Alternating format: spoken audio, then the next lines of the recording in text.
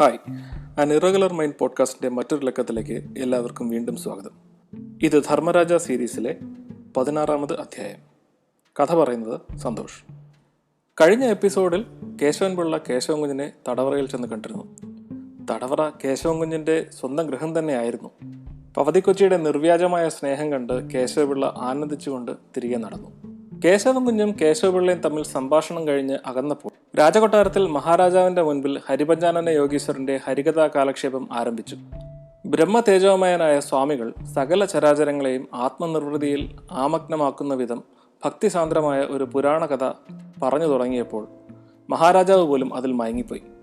നശ്വരമായ ഭൗതിക പ്രപഞ്ചത്തിൽ ശാശ്വതമായത് ഒന്നേ ഉള്ളൂ, ആത്മാവ് മാത്രം. പരമാത്മാവിന്റെ ചൈതന്യമാണ് ഓരോ ആത്മാവും. പരമാത്മാവിന്റെ അനുഭൂതിയെ സ്വന്തം ആത്മാവിലൂടെ അനുഭവിക്കുകയാണ് ജന്മോദ്ദേശം. അതാവട്ടെ ഗുരുകൃപയാൽ ആർക്കും സുസാധ്യമാകുന്നു. അതിന് ഉത്തമ ഉദാഹരണം ധ്രുവചരിതം തന്നെ. ആ ധ്രുവകുമാരചരിതം യോഗീശ്വരന്റെ നാട്യ നൈപുണ്യത്തിലൂടെ, സംഗീത മാധുര്യത്തിലൂടെ, വാഗ്വൈഭവത്തിലൂടെ പ്രവഹിച്ചപ്പോൾ ശ്രോതാക്കൾ ധ്രുവപദത്തിലെത്തിയ അനുഭൂതിയിലായി.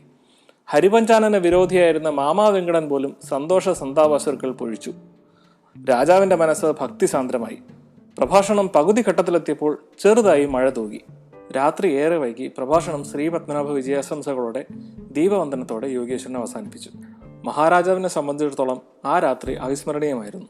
പരമാനന്ദ അനുഭൂതിപ്രദമായിരുന്നു. തുടങ്ങിയപ്പോൾ മുതൽ അവസാനം വരെ വിശ്രമമില്ലാതെ ഒരിറ്റ് വെള്ളം പോലും കുടിക്കാതെ, അല്പം പോലും വിയർക്കാതെ പ്രസംഗിച്ച യോഗിയുടെ അനാദൃശ്യമായ കഴിവ് മഹാരാജാവിനെ അത്ഭുതപ്പെടുത്തി. ചെറിയൊരു മന്ദത തലയ്ക്ക് തോന്നിയത് കഥാശ്രവണ ഫലമായുണ്ടായ ബ്രഹ്മാനന്ദമായി അദ്ദേഹം കരുതി. യോഗി ശിഷ്യന്മാർ പുകച്ച പരിമളധൂപമാണ് കാരണമെന്ന് അദ്ദേഹം മനസ്സിലാക്കിയില്ല. സംപ്രീതനായ മഹാരാജാവ് യോഗീശ്വരനെ അരികിൽ വിളിച്ച് സ്വർണ്ണത്തളികയിൽ വിലയേറിയ ജോഡി സാൽവയും സ്വർണ്ണ പഞ്ചപാത്രങ്ങളും ദാനം ചെയ്തു. സാധാരണ ലൗകികമായ കർമാനുഷ്ഠാനത്തിന് പ്രതിഫലമൊന്നും സ്വന്തം കൈകൊണ്ട് യോഗീശ്വരൻ സ്വീകരിക്കുക പതിവില്ല. പത്മനാഭദാസനായ മഹാരാജാവ് തരുന്നത് സ്വന്തം ആരാധനാമൂർത്തിയായ അംബികയ്ക്കുള്ള ഉപഹാരമായി സ്വീകരിക്കാം എന്ന് സമ്മതിച്ചു. രാജാവിന് ദീർഘായുസ് ആശംസിക്കാതെ ആത്മസുഖത്തെ യോഗീശ്വരൻ ആശംസിച്ചു. സമ്മാന സ്വീകരണത്തിനിടയിൽ ഇരുവരുടെയും കരങ്ങൾ തമ്മിൽ സ്പർശിച്ചു. യോഗിയുടെ കണ്ണുകളിൽ ക്രുദ്ധത ജ്വലിച്ചു. പറ്റിയ സന്ദർഭം എന്ന് യോഗീശ്വരൻ ചിന്തിച്ചുപോയി. എന്നാലും ചുറ്റും ആയുധധാരിയായ യോദ്ധാക്കൾ. എല്ലാം സസൂക്ഷ്മം ശ്രദ്ധിച്ച് രാജാവിന്റെ സമീപം നിൽക്കുന്ന ജനറൽ കുമാരൻ തമ്പി. യോഗീശ്വരനിൽ കാണപ്പെട്ട ഭാവമാറ്റം തന്റെ സാന്നിധ്യം കൊണ്ടുണ്ടായതായിരിക്കണം എന്ന് മഹാരാജാവ് വിചാരിച്ചു. യോഗിയുടെ അനുചരന്മാർക്കും അർഹിക്കുന്ന പാരിതോഷികങ്ങൾ ദാനം ചെയ്ത് അവരെ യാത്രയാക്കിയ രാജാവ് വിശ്രമിക്കാൻ തുടങ്ങിയപ്പോഴേക്കും വിളറിയ മുഖവുമായി വിറച്ചുകൊണ്ട് സർവാധികാരിക്കാരും മറ്റുള്ളവരും സംഭ്രമത്തോടെ നിൽക്കുന്നു. കാര്യമെന്ത് എന്ന് രാജാവ് ചോദിച്ചു. കേശവൻ കുഞ്ഞിനെ യോഗീശ്വരൻ തട്ടിക്കൊണ്ടുപോയിരിക്കുന്നു, അവർ പറഞ്ഞു. എന്ത്? കേശവൻ കുഞ്ഞിനെ ഈ സാമിയർ കൊണ്ടുപോയോ? ഇതാരും സ്വപ്നം കണ്ടത്? സർവാധികാരിക്കാരൻ പറഞ്ഞു. കിനാവ് കണ്ടതല്ല പൊന്നു തിരുമേനി, ഈ വേഷം, കാശിപ്പട്ടുകൾ, വൈരക്കെടുക്കൻ, പടിയരഞ്ഞാണം എല്ലാം ഇത് തന്നെ, ഈ വേഷം തന്നെ. അവിടെ ചെന്ന് കാവൽ കിടന്നവരെ മയക്കി കുറ്റപ്പുള്ളിയെ കൊണ്ടുപോയി തിരികെ പിടിക്കാൻ വേണ്ട ശ്രമങ്ങൾ ചെയ്യുന്നു. മഹാരാജാവ് രോഷഹാസ്യത്തോടെ പറഞ്ഞു. തിരികെ പിടിക്കുന്നത് തീയെ പിടിക്കുന്നത് പോലെ ആവരുത്. തടിയന്മാരെല്ലാം കിടന്നുറങ്ങി, മിടുക്കന്മാർ കൊണ്ട് കടന്നു. പഴി ചുമക്കാൻ കൊണ്ടവനും കൊടുത്തവനും കണ്ടു നിന്നവനുമില്ല. സർവ്വവ്യാപി ഹരിപഞ്ചാനനൻ. ഇനി ഹൈദരാലി ഖാൻ രാജ്യവും ഇതുപോലെ ഒരു രാത്രി കൈക്കലാക്കിക്കൊണ്ട് പറന്നു എന്ന് വന്നേക്കാം. ഭാഗ്യവാന്മാർക്ക് സമർത്ഥരായ മന്ത്രിമാരുണ്ടായിരുന്നു. നമ്മുടെ ഭാഗ്യം ഇങ്ങനെ. ഈ കണ്ണിൻ മുൻപിൽ 15 നാഴികയായി നിൽക്കുന്ന ഹരിപഞ്ചാനനൻ. അതിനിടയിൽ അവിടെ പറഞ്ഞു എന്ന് അവനെ കൊണ്ടുപോയി എന്ന് ഒരു വിദ്വാൻ ഒരു കൂസലമില്ലാതെ പറയുന്നു. മറ്റുള്ള യോഗ്യന്മാർ വായും തുറന്ന് നാം ജളനാകുന്നത് കണ്ടു രസിക്കാൻ വട്ടം വിട്ടു നിൽക്കുന്നു. കാര്യങ്ങളൊന്നും നിങ്ങൾ അന്വേഷിക്കണ്ട, നേരം വെളുക്കട്ടെ. ഇനി അവനവന്റെ കാര്യം അവനവൻ നോക്കിക്കൊള്ളാം. ദളവായും വലിയ സർവാദിയും സഹിക്കണ്ടേ പൊളി കേട്ടാൽ?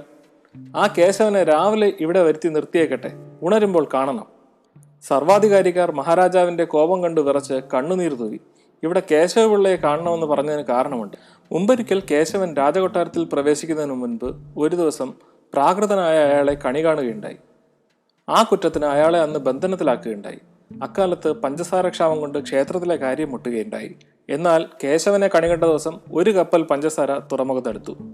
സന്തുഷ്ടനായ രാജാവ് കേശവനെ മോചിപ്പിക്കുകയും ചെയ്തു. പടകശാലയിൽ കണക്കെഴുത്ത് പിള്ളയെ നിയമിക്കുകയും ചെയ്തു. മാർത്താണ്ഡവർമ്മ മഹാരാജാവിന്റെ കാലത്താണ് ഇത് സംഭവിച്ചത്. എന്നാൽ അന്ന് യുവരാജാവായിരുന്ന രാമവർമ്മയാണ് എഴുത്തുകാരനായി നിയമിച്ചത്. അതിനാകട്ടെ വലിയ പടത്തലവന്റെയും പോക്കുമൂസയുടെയും ശുപാർശ ഉണ്ടായിരുന്നു. കേശവപിള്ളയെ രാവിലെ കാണണമെന്ന് പറഞ്ഞതിൽ അസൂയാലുക്കൾ അമർഷം കൊണ്ടു. യഥാർത്ഥത്തിൽ മഹാരാജാവ് കേശവപിള്ളയെ കാണണമെന്ന് പറഞ്ഞത് കേശവൻ കുഞ്ഞിനെ സന്ദർശിച്ചുള്ള വിവരം എന്ത് എന്ന് അന്വേഷിക്കാനായിരുന്നു. കോപാക്രാന്തനായ ഹരിപഞ്ചാനന യോഗീശ്വരൻ തന്റെ മേലുള്ള അപവാദം കേട്ട് മഹാരാജാവിന്റെ സമീപത്തേക്ക് പാഞ്ഞു വന്നു. രാജാവിന്റെ മന്ദഹാസത്തിൽ പക്ഷേ യോഗീശ്വരന്റെ കോപം മാറി. ഹരിപഞ്ചാനനൻ ദാരുണ ഭാവത്തോടെ നിന്നു. അംഗവസ്ത്രം അരയിൽ ചുറ്റിക്കെട്ടിയിരിക്കുന്നു. ജടാഭാരം അഴിഞ്ഞ് ചിതറിക്കിടക്കുന്നു. ശരീരത്തിൽ നിന്നും വിയർപ്പുതുള്ളികൾ ഒഴുകുന്നു. മഹാരാജ സന്നിധിയാണ് എന്നുള്ള കാര്യം പാടെ മറന്ന് ഒരു സംഘടനത്തിൽ നിന്ന പോലെ അദ്ദേഹത്തോടെടുക്കുന്നു. അപ്പോൾ ജനറൽ കുമാരൻ തമ്പിയുടെ വാൾ ഒരു മിന്നൽ കൊടി പോലെ യോഗിയുടെ പിന്നിൽ ഉയർന്നു.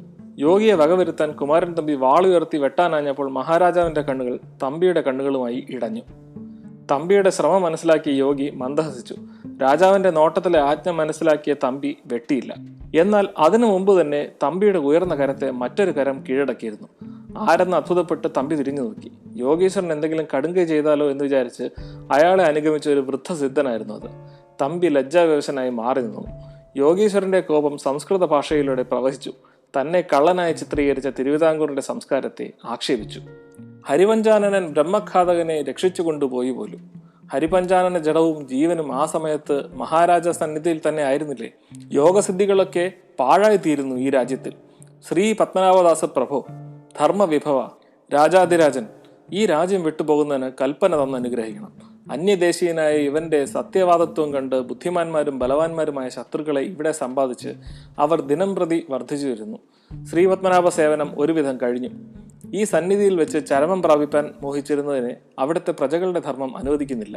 അവിടേക്ക് ആത്മസുഖവും പ്രാരാബ്ധ ദുഃഖ തരണവും സ്വർഗതിയും സുഗമമാകട്ടെ. യോഗീശ്വരനെ സാന്ത്വനപ്പെടുത്താനായി മഹാരാജാവ് അദ്ദേഹത്തിന്റെ കരങ്ങളെ ഗ്രഹിക്കാനായി മുന്നോട്ടെടുത്തപ്പോൾ യോഗീശ്വരൻ പെട്ടെന്ന് പിന്നോട്ട് മാറിക്കളഞ്ഞു. നീട്ടിയ കൈകളെ തിരസ്കരിച്ചപ്പോൾ രാജാവിന്റെ മനസ്സ് ഉദ്വേഗഭരിതമായി. സൗഹാർദ്ദഭാവത്തോടെ യോഗീശ്വരനെ ഇരുത്തി താനും കൂടെയിരുന്നു. മറ്റുള്ളവരെയെല്ലാം പറഞ്ഞുവിട്ടു. രണ്ടുപേരും തനിച്ചായപ്പോൾ ആത്മീയവും ലൗകികവും രാഷ്ട്രീയവുമായ ഓരോ കാര്യങ്ങളെക്കുറിച്ച് സംഭാഷണം ചെയ്തു. ആ ഘട്ടത്തിൽ യോഗീശ്വരൻ രാജ്യം വിട്ടുപോകുന്നത് മഹാരാജാവിനും യുവരാജാവിനും ദുഃഖകരമായിരിക്കും എന്നറിയിച്ചു. അന്ധവിശ്വാസികളായവർ പറഞ്ഞതിനെ കണക്കാക്കേണ്ട എന്നും അന്നത്തെ സംഭവങ്ങളെക്കുറിച്ച് പഠിച്ച് ധർമാനുസാരിയായ നടപടികളെ സ്വീകരിക്കൂ എന്നും അറിയിച്ച് യോഗീശ്വരനെ മഹാരാജാവ് യാത്രയാക്കി. പിറ്റേ ദിവസം വെളുപ്പിനെ തന്നെ നടന്ന സംഭവങ്ങളെല്ലാം കേശവപിള്ള അറിഞ്ഞു. കേശവൻകുഞ്ഞിനെ പോയി കണ്ടത് മണ്ടത്തരമായി പോയി എന്ന് തോന്നി അയാൾക്ക്. രാജകോപം തൻ്റെ മേലും പതിയാം എന്നയാൾ ഭയന്നു. ഹരിപഞ്ചാനൻ തന്നെയാണ് കേശവൻകുഞ്ഞിനെ തട്ടിക്കൊണ്ടുപോയത് എന്ന കാര്യത്തിൽ കേശവപിള്ളയ്ക്ക് സംശയമൊന്നുമില്ലായിരുന്നു. മീനാക്ഷിയോ ചന്ദ്രകാരനോ അതിന് പ്രേരിപ്പിച്ചേക്കാം. രാജാവിനെ മുഖം കാണിക്കാൻ കേശവപിള്ള കൊട്ടാരത്തിലെത്തി സമയം നോക്കി നിന്നു. കുളിക്കാൻ പോകുന്നതിന് മുമ്പ് കേശവപിള്ളയെ വരുത്തി കേശവൻകുഞ്ഞിനെ കാണുകയുണ്ടായോ എന്ന് മാത്രം ചോദിച്ചു. നടന്നതെല്ലാം വിശദമായി അറിയിച്ചു. കേശവപിള്ള നിരപരാധിയാണെന്ന് മനസ്സിലാക്കി. മറ്റു കാര്യങ്ങളൊന്നും സംസാരിക്കാൻ കൂട്ടാക്കാതെ കേശവപിള്ളയെ പോകാൻ അനുവദിച്ചു. യോഗീശ്വരൻ്റെ പ്ലാൻ പ്രകാരം തന്നെ ആയിരിക്കണം കേശവൻകുഞ്ഞിനെ അവിടെ നിന്ന് മാറ്റിയത്. പക്ഷേ ഈ ഒരു കാര്യം പറഞ്ഞ് മഹാരാജാവും യോഗീശ്വരനും തമ്മിൽ ക്ലോസ് ആകുമോ എന്നുള്ളതാണ് ഒരു പ്രശ്നം. കാര്യം അങ്ങനെ വരികയാണെങ്കിൽ യോഗീശ്വരന് ഈ രാജാവിനെ അട്ടിമറിക്കുക എന്ന് പറയുന്നത് ഭയങ്കര ഈസി ആയിട്ട് മാറും. എന്തായാലും വരുന്നിടത്ത് വെച്ച് കാണാം. അടുത്ത എപ്പിസോഡുകളിൽ കേശവൻകുഞ്ഞിനെ പറ്റിയുള്ള കൂടുതൽ ഡീറ്റെയിൽസും പിന്നെ ഹരിപഞ്ചാനൻ്റെ കുറെ കൂടി ക്ലിയർ ആയിട്ടുള്ള പ്ലാനും എന്താണെന്നുള്ളത് നമുക്കറിയാൻ കഴിയും. അതുവരെ ബൈ, സീ യു.